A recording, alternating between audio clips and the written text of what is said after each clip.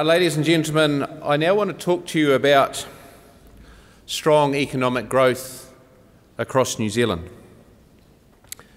And Local Government New Zealand has strongly and vigorously advocated for strong regions for the last 15 months or so.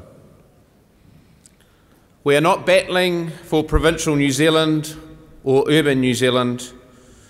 We are actually mobilising New Zealand Inc. for strong regions right across this nation. We fully accept the reality of Auckland and the need for the investment in Christchurch. But equally, all regions need to prosper. Our collective experience, backed by international and local research, makes it clear.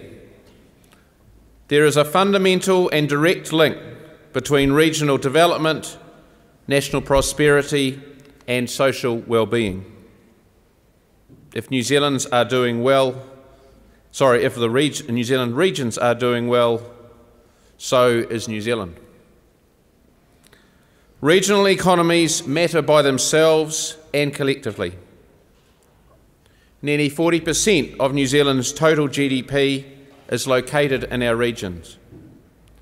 Much of the export sector and tourism, where New Zealand earns its wealth, is regionally based. New Zealand's growth strategy aims to increase exports from 30 to 40% of GDP by 2025.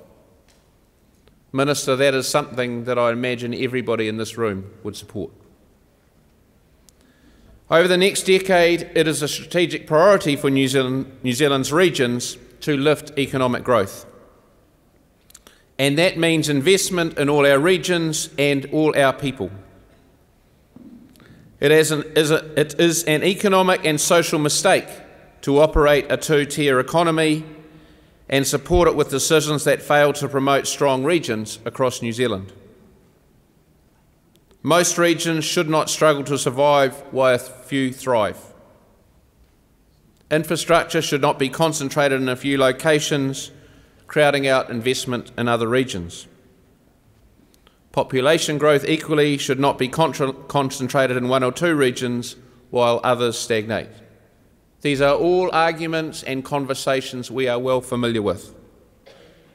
They are hard conversations, and there is modes of change with demographics that we will have limited influence over. Nonetheless, they are conversations we have to have. Quite simply, local, regional, national objectives should be shared and linked. That is why our LGNZ vision promotes local democracy, powering community and national success.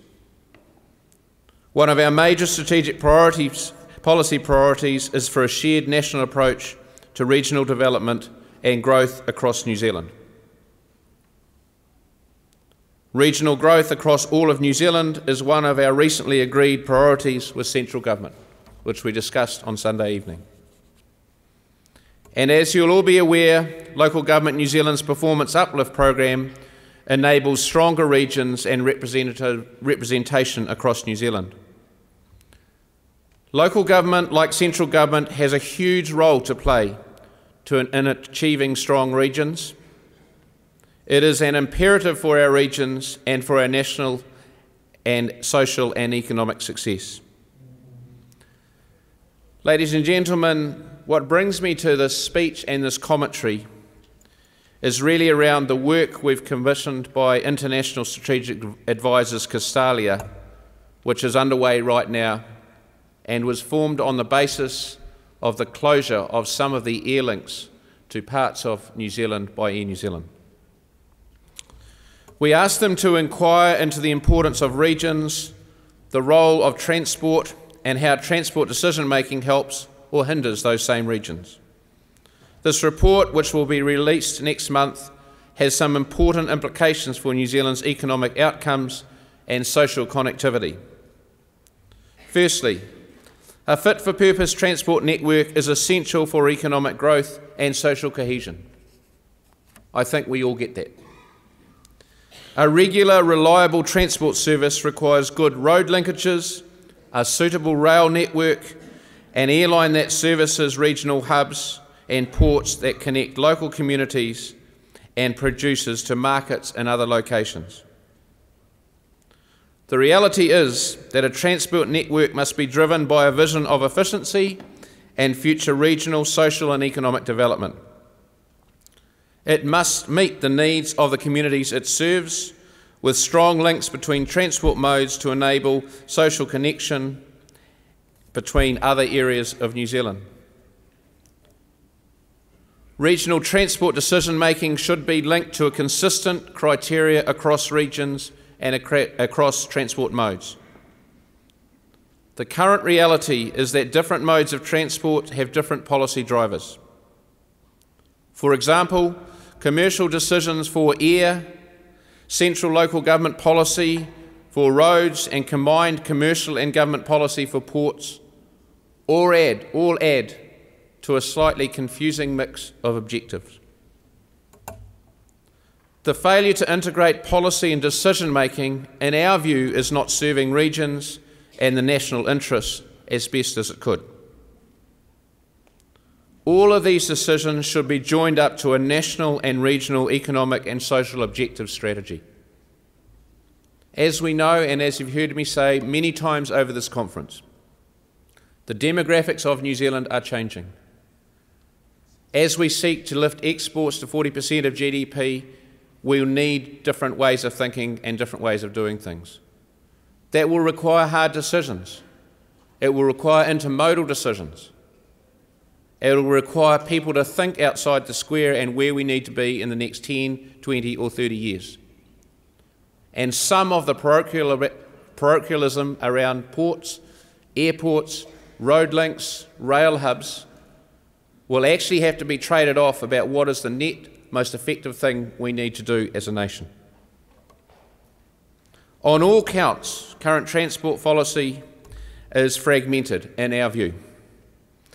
In particular, commercial decisions made without consideration of the broader context of community impact, in our view, is not really working for New Zealand. The government must decide if these decisions are to be left to the market. Are they comfortable with some regions being left behind? If the answer is no, then it's time to start talking collectively with local government as to how we are going to think about the future and work together. The withdrawal of Air New Zealand from some regional routes raised questions on the resilience of the transport links that connect our regional populations and economies. How did Air New Zealand's business decision, delivered largely without consultation, fit New Zealand's broader transport, economic and social problems? Is this the best way to decide on meeting regional and national transport decisions?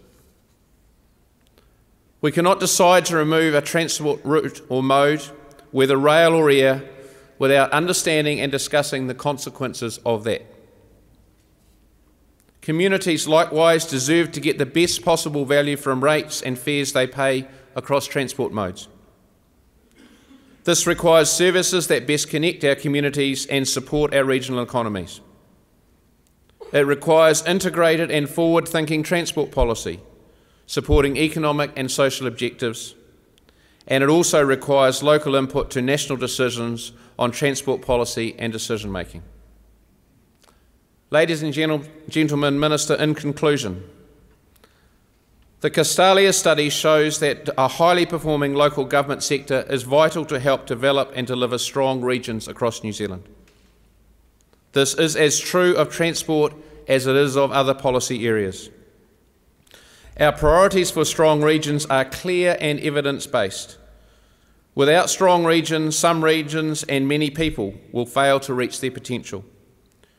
New Zealand will not achieve its economic growth targets and our social cohesion will suffer. We propose 3 common sense outcomes in transport decision making to support stronger regional growth across all of New Zealand. 1, that transport decisions apply a consistent decision-making criteria.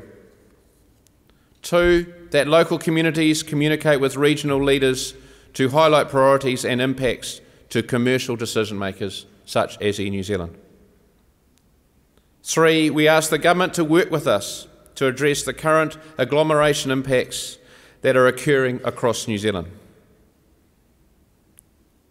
To achieve these outcomes, both arms of government and the private industry need to work together to maximise the value of multimodal approach to transport. We need to explore options that ensure the full impacts of maintenance, operations, logistics, investment, de-investment. All these decisions are well understood right across the regions. Local and central government have the opportunity to strengthen regional economic growth, social outcomes and, importantly, jobs, but we need to do it together. In closing, ladies and gentlemen, strong regions mean a very strong New Zealand. Thank you very much.